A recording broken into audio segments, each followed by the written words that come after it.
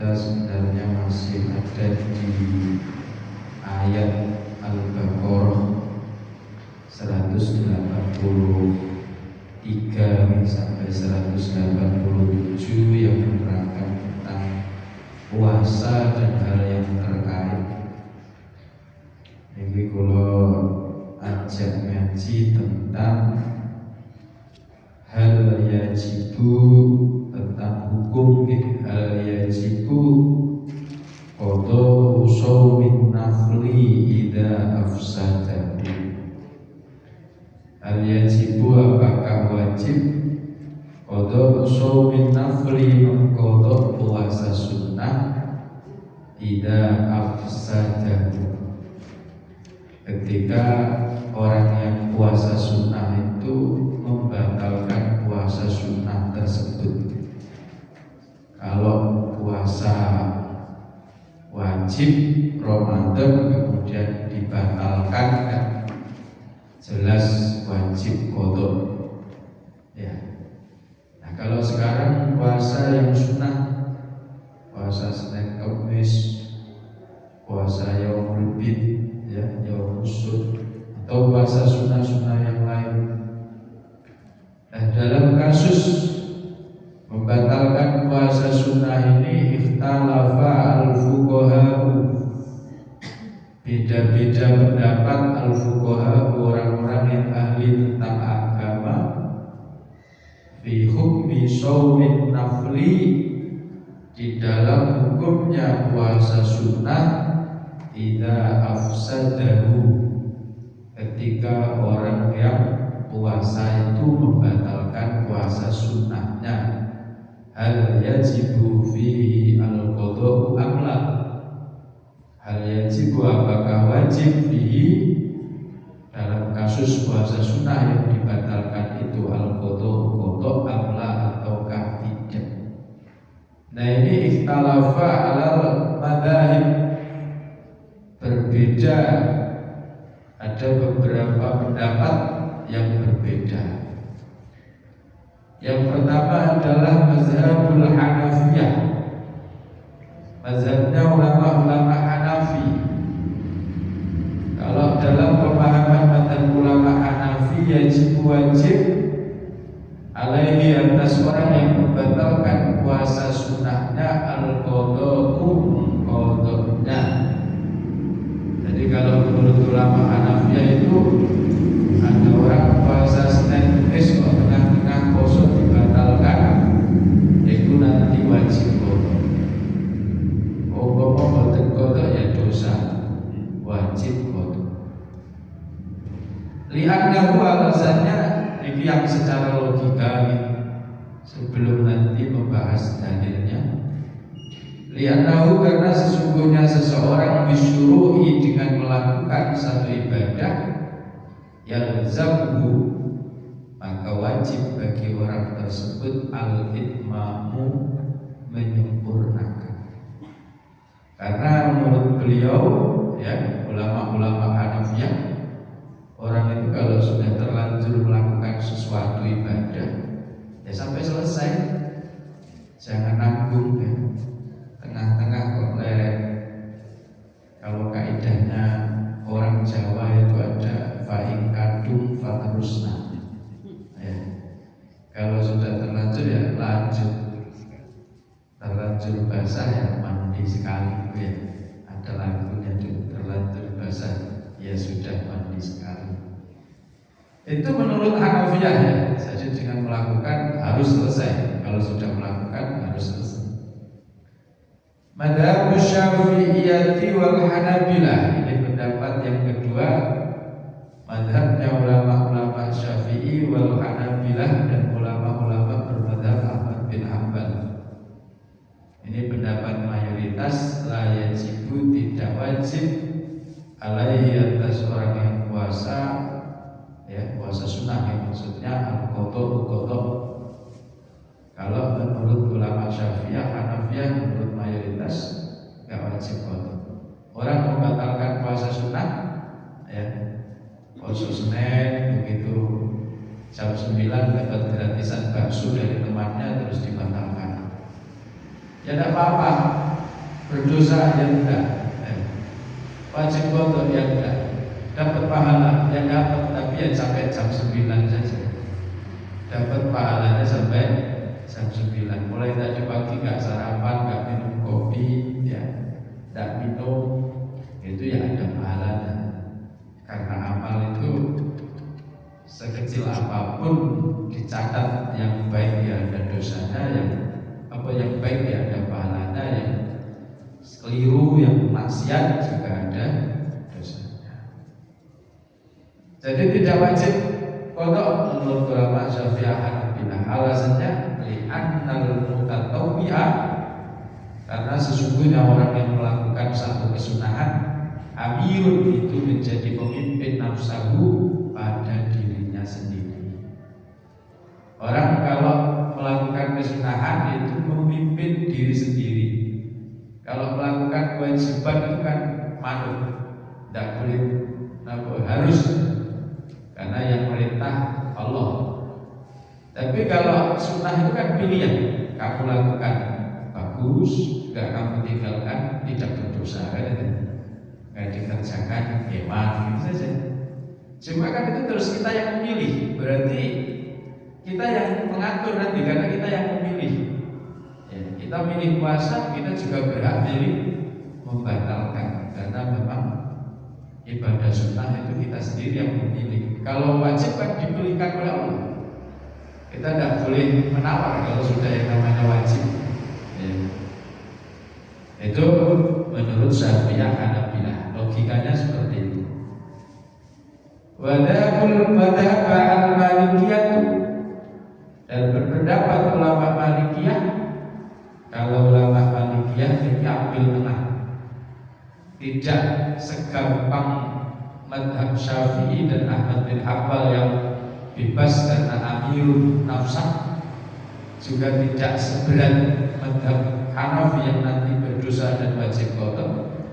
Ulama Malikiyah itu tengah-tengah.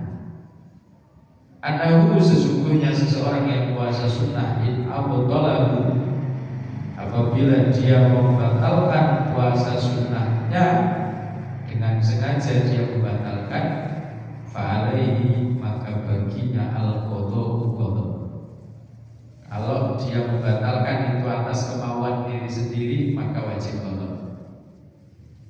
Wa ikana, dan apabila ada atau ada amalan atas orang yang puasa sunnah itu, ma yusidu, sesuatu yang dapat merusak puasanya.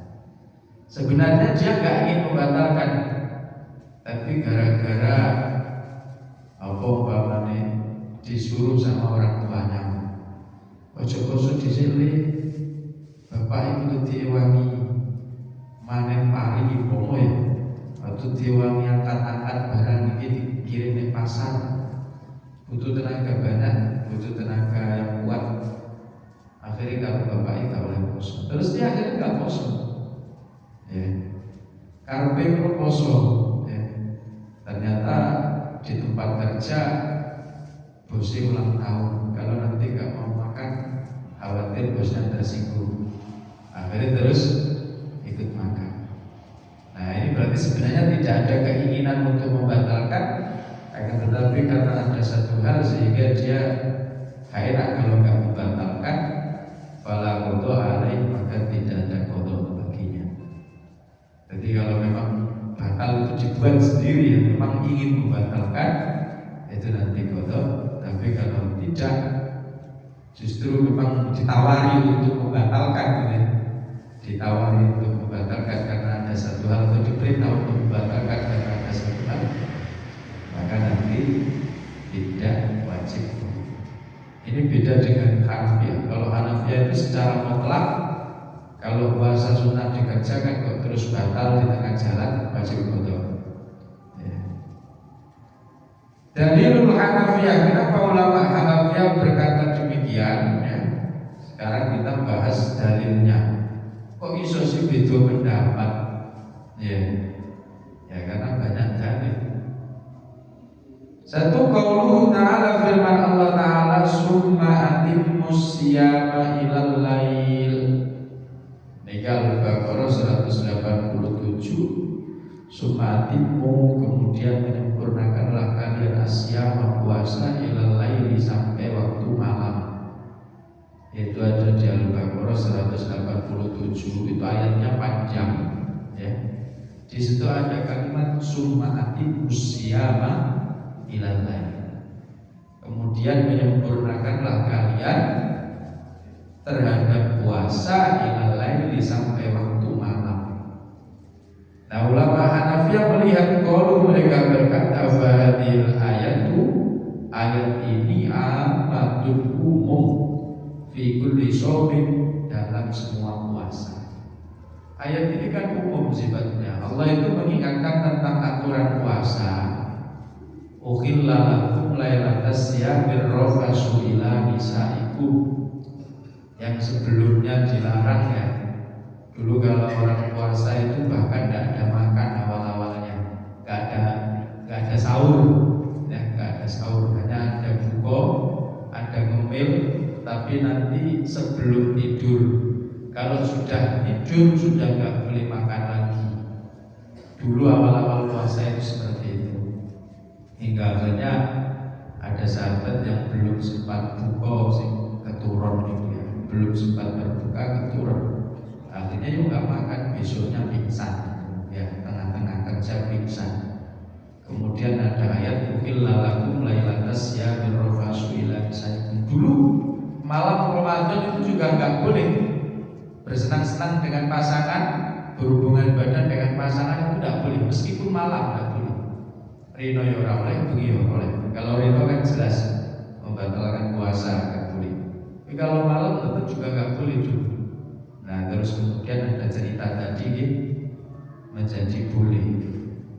Ukhilla lakum, di ayat Al-Baqarah 187, ukhilla lakum lailatas siyamir rafasu ila nisaikum, dihalalkan untuk kalian di malam Ramadan, itu di malam puasa, bukan Ramadan.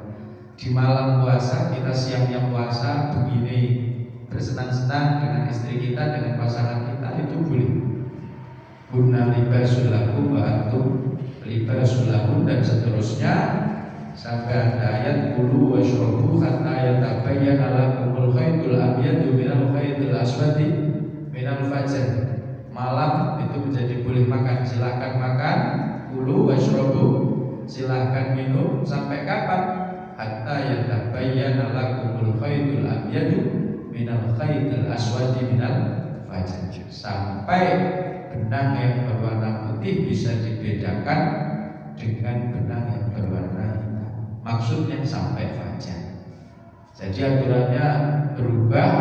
Pokok sebelum subuh makan boleh, minum boleh, bersenang-senang dengan pasangan boleh.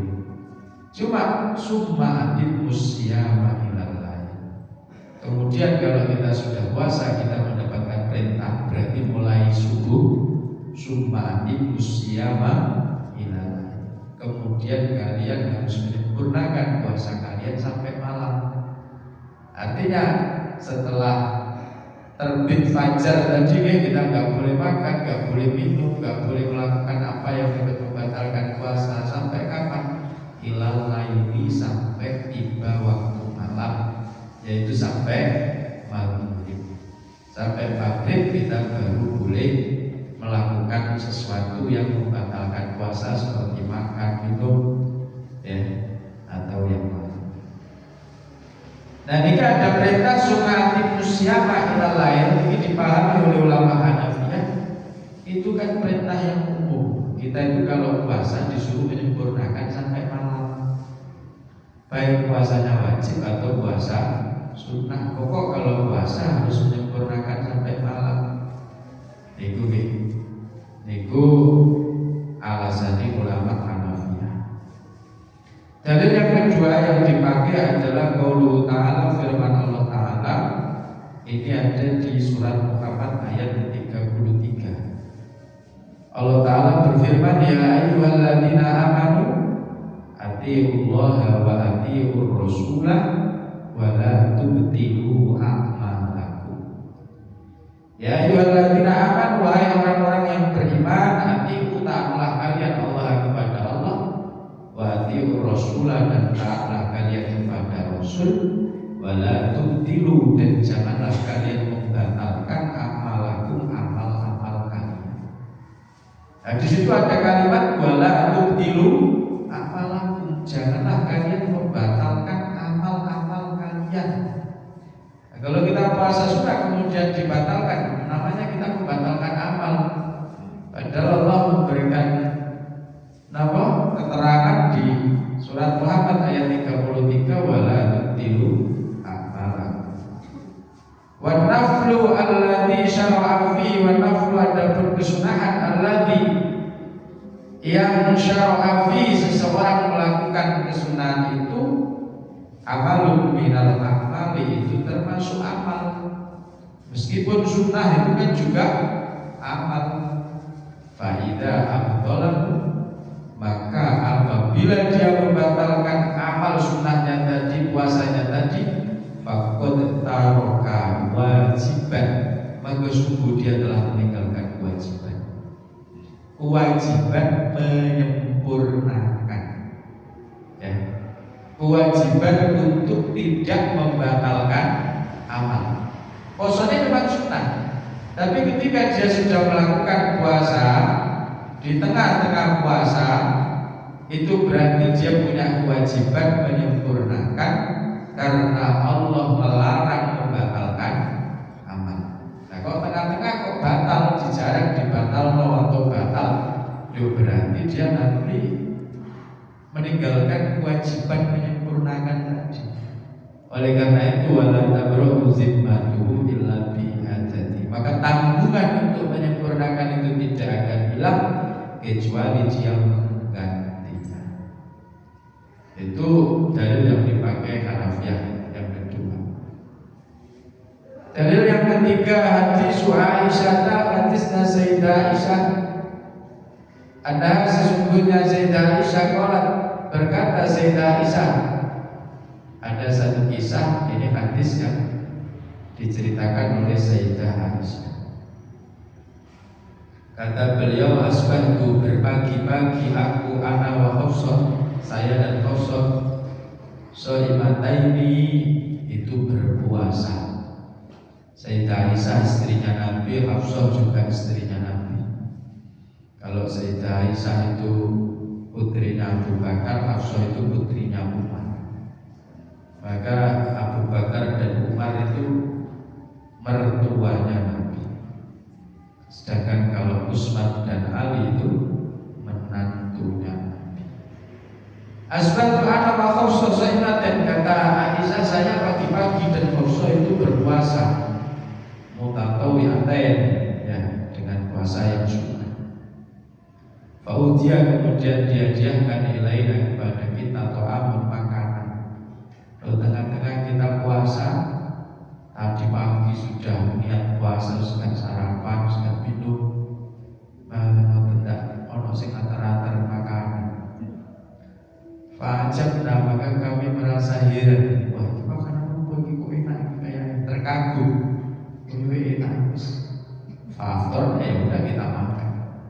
Dipangan kalau Sayyidah Aisyah, kalau Hafsah makanan tadi.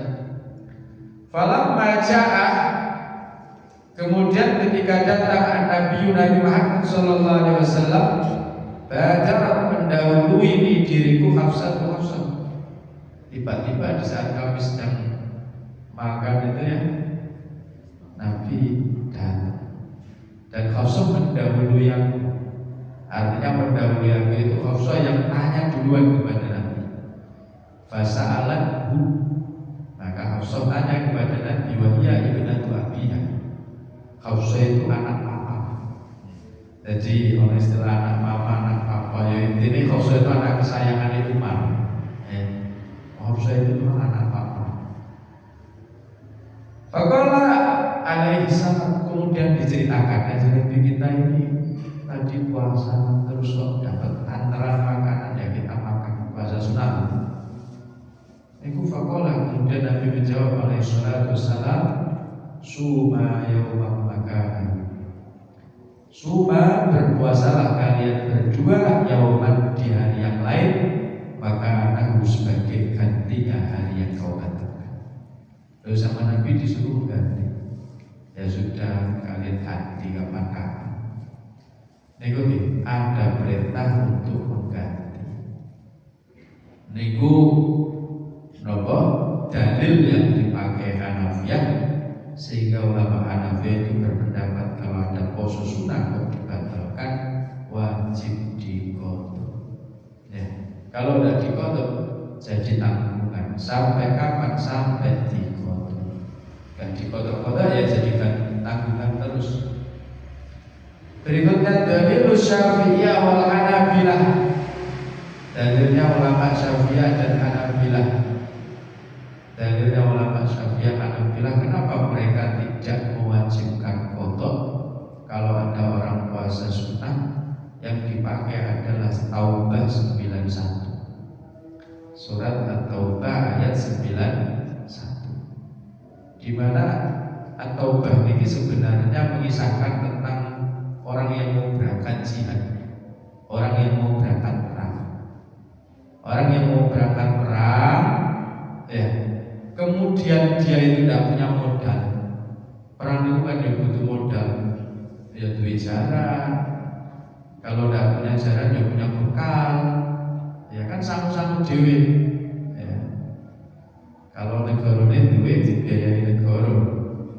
Kalau boten kan dia berangkat sendiri, modal sendiri. Jadi bagi orang yang nggak bisa berangkat karena nggak ada modal, hingga akhirnya nggak berangkat perang, itu boten dosa. Ya. Dan di ayat At-Taubah 91 niku ono kalimat bagian dari ayat 91, ma'alal muhsinina min sabil. Ma'alal muhsinina, tidak ada atas orang-orang yang baik itu min sabilin, jalannya dosa. Orang-orang yang berlaku baik, berbuat baik itu tidak mendapatkan dosa.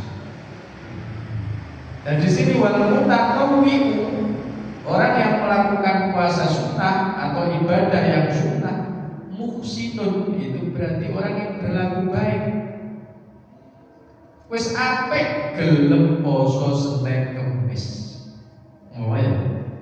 Wis apik gelem poso Yaumul Bid atau poso sunah-sunah ya. Kan sudah baik dia mau puasa. Loh, begitu kok lereng di tengah jalan diarani dosa. Padahal dia orang baik. Dari awal dia mau niat bertekad akan poso, itu sudah orang baik. Kalau orang tidak baik, Ramadan orang poso. Ya. Lalu mutatawwi' muhsinun. Apalagi samakan tidak ada lagi atas orang yang berbuat baik itu harajun dosa fil iftari, di dalam membatalkan puasanya. Karena dia orang baik dan Allah berkata ma'alal muhsinina min sabil, orang baik itu tidak berdosa, ya seharusnya dia membatalkan puasanya juga tidak berdosa karena dia orang baik. Itu satu. Yang kedua, ini pakai hadis yang ditahrij oleh Imam Al-Hakim, beliau mengatakan sahih sanadnya. Imam Al-Hakim mengatakan sahih sanadnya. Yaitu ada hadis as-shaimu, kata Nabi, as-shaimu al-mutatawwi'u amirun nafsahu, insya'a shoma wa insya'a afqor. As-shaimu, orang yang berpuasa itu, as-shaimu orang yang berpuasa, al-mutatawwi'u yang sunnah. Orang yang berpuasa sunnah, amirun adalah pemimpin nafsahu, untuk dirinya sendiri. Orang yang berpuasa sunnah itu memimpin dirinya sendiri. Insya'a, apabila dia mau shoma maka boleh puasa, wa insya'a, dan apabila dia mau afqara maka boleh membatalkan. Ya. Ada hadis yang menyebutkan as-shaimu al-mutatawwi'u, ya, orang yang berpuasa sunnah itu, terima kasih Dik. Orang yang berpuasa sunnah itu amirun nafsahu, memimpin dirinya sendiri. Artinya memimpin dirinya, insya sholat wa insya atau kalau dia mau boleh dilanjutkan puasanya, kalau dia mau juga boleh dibatalkan puasanya. Itu dalil yang dipakai Syafi'iyah dan Hanafilah, sehingga puasa sunnah tidak harus disempurnakan. Dalil berikutnya adalah cerita yang disampaikan oleh Sayyidah Aisyah. Nabi itu pernah diceritain sama Sayyidah Aisyah, Kanjeng Nabi kita itu dapat hadiah makanan. Kita dapat hadiah makanan, dapat kiriman makanan. Kemudian Nabi tanya, makanannya mana? Kemudian setelah Nabi tanya ditunjukkan, ini Kanjeng Nabi kita dapat kiriman makanan. Dulu tadi gua ngapunten sama Nabi tidak, sama Nabi dimakan. Dan Nabi bilang, saya sebenarnya tadi sudah niat puasa. Jadi pagi-pagi itu Nabi sudah niat puasa, tapi begitu dapat informasi, kita dapat pemberitahuan dari istrinya kalau dapat kiriman makanan, dan Nabi melihat, akhirnya dimakan. Ini kan berarti menunjukkan boleh membatalkan puasa. Itu ya, puasa sunnah, sekali lagi puasa sunnah. Itulah kenapa para ulama itu beda pendapat. Puasa sunnah kalau dibatalkan, ada yang mengatakan wajib qadha, ada yang mengatakan tidak wajib qadha, ada yang mengambil tengah-tengah. Jadi dibedakan kayak Imam Malik, kalau dia membatalkan sendiri ya wajib qadha, kalau membatalnya karena ada perintah, ada uzur ya, maka nanti tidak wajib qadha. Hanya saja atau ya, kalau kita lihat dari sisi dalilnya, ini kata Syekh Ali As-Subuni yang menyusun kitab ini tafsir Ayatul Ahkam, ini kata beliau, wala'alla ma dhahaba ilaihi al-Hanafiyah, dan insyaallah ya, apa yang disampaikan oleh ulama Hanafiyah yakunu arjah kata beliau. Kalau menurut saya pribadi, dari yang saya pelajari dari dalil yang ada, pendapat ulama Hanafi itu lebih unggul ya. Dari sisi dalil lebih unggul. Di adat Nabi sallallahu alaihi wasallam amara Aisyah wa Hafsah bi siyami yaumin makanan. Karena dalilnya juga lebih kuat, lebih sore, lebih jelas ya. Sayyidah Aisyah sama Hafsah diperintah sama Nabi untuk qadha. Sampai di sana. Berikutnya ma'wal i'tikaf wa fi ayil masajid ya'takifu. Ini yang kita karo poso. Biasanya kita itu kalau Ramadan ono i'tikaf 10 hari terakhir bulan Ramadan.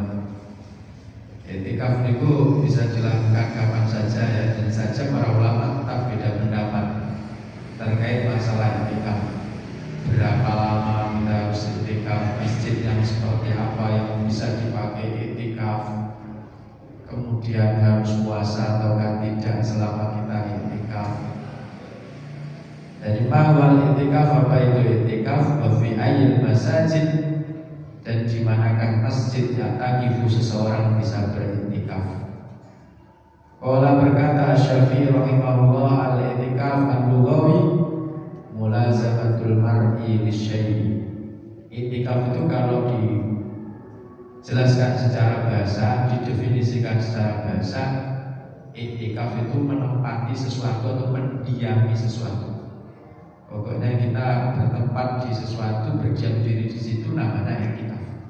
Jadi kalau kalimatnya sekarang duduk, posisi kita duduk, menempati tempat yang kita duduki sekarang, berdiam diri di situ, tempat duduk kita, maka kita i'tikaf. Kalau kita ada niat i'tikaf ya, maka kita dapat pahala i'tikaf. Kalau kita tidak i'tikaf ya tidak dapat pahala i'tikaf, karena i'tikaf itu ibadah, maka butuh niat. Dan di sini mulai satu syekh ini nanti karena secara bahasa ini berkana au isman, baik atau buruk ya, sesuatu yang ditetapi itu umpama ya, nonton konser umpama ya, berdiam diri di kursi, secara bahasa wis itikaf ya, secara bahasa. Karena Al-Quran itu juga memakai bahasa itikaf ya, pemaknaan itikaf secara bahasa itu juga ada dalam Al-Quran. Di Al-A'raf 138 itu ada ayat wajawazna bi bani Israil al-bahra fa'atau ala qaumi yaqifuna ala asnamil lahum qalu ya Musa ij'al lana ilahan kama lahum alihah qala innakum qaumun tajhalun. Jadi ayat Al-A'raf 138 itu mengisahkan ketika Nabi Musa bersama rombongan sudah berhasil melewati Laut Merah ya, ketika dikejar oleh Fir'aun itu, wajawazna bi bani Israil al-bahra, dan kami lewatkan itu Bani Israel bisa melewati lautan. Setelah menyeberang lautan itu fa'atau ala qaumin, mereka itu mendatangi satu kaum atau menjumpai satu kaum. Kaum itu ya'kifuna ala asnafin lahum. Kaum itu sedang melaksanakan iktikaf atas berhala-berhala mereka. Jadi mereka duduk beribadah, yang disembah adalah berhala. Ya, itu dibahasakan Al-Quran ya'kifuna. Itu ya'kifuna itu akar katanya ya iktikaf itu. Ya, yang difuna. Kemudian mereka berkata, qalu ya Musa alana, ya Musa alana ilahan kama lahum alihah. Jadi Bani Israil sing bareng karo Nabi Musa, Musa, gawe pengiran to, ben kita itu punya pengiran kayak mereka. Jadi Tuhan dikongkon gawe. Ya. Cari kaum Nabi Musa. Dijawab karo Nabi Musa, qala innakum qaumun tajhalun, kalian itu kaum yang masih bodoh. Tuhan bukan gawe ya. Niku pemaknaan secara bahasa. Wal i'tikafu asy-syar'i, adapun pengertian i'tikaf secara syariat, al-muksu fi baitillahi bi niyyatil ibadati. Kita berdiam diri di rumah-rumahnya Allah dengan niat beribadah. Nah, buyutullah, baitullah itu ya masjid-masjidnya Allah ini.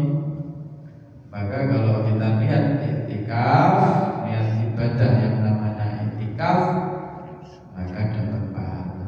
Kadang di beberapa masjid itu diingatkan, ada tulisannya, niatlah i'tikaf karena Allah, ya jangan lupa. Nanti kita begitu masuk muncul tulisan niat i'tikaf, langsung ingat ya, sehingga kita niat i'tikaf. Ada di sebagian masjid diberi tulisan diingatkan tentang i'tikaf. Kadang ada yang diberi stiker doa masuk masjid mengingatkannya. Jadi jamaah iling, oh niat masuk masjid. Keluar masjid juga baca stikernya doa keluar masjid. Jadi ingat sebagai salah satu media untuk mengingatkan. Wa huwa minasyara'i al-qadimati, dan i'tikaf itu syariat yang sudah dikenal oleh umat-umat terdahulu. Tidak hanya kita umat Nabi Muhammad yang mengenal i'tikaf, umat-umat terdahulu itu juga ada ajaran i'tikaf. Di antaranya itu Al-Baqarah 125 menceritakan tentang Nabi Ibrahim dan Nabi Ismail. Wa ij'alnal baita masabatan lin-nasi wa amna wattakhidhu min maqami Ibrahim musalla wa ahidna ila Ibrahim wa Ismaila an tahhira baitiya lit-taifina wal akifina wal ruk'is sujud. Nah, itu bahasa akifina. Akifun itu orang yang beriktikaf. Akifina orang-orang yang jamak. Nah niku nggih. Jadi Nabi Ibrahim itu dulu sama Nabi Ismail, kata Allah diberi janji sama Allah, ya wa'ahidna ila Ibrahim wa Ismail an tuhhiru baitiya, agar Nabi Ibrahim dan Nabi Ismail itu mensucikan bait, membersihkan baitku ini, rumahku ini, Ka'bah maksudnya ya. Untuk siapa? Dijaga kebersihan dan dijaga kesuciannya. Lit-taifina, untuk orang-orang yang mutawaf, wal akifina, untuk orang-orang yang mau iktikaf, wal ruk'ai sujud, dan orang-orang yang mau melakukan rukuk, melakukan sujud. Ya, niku iktikaf. Jadi sudah ada ajarannya sejak umat-umat terdahulu. Tadi Nabi Musa juga menyebutkan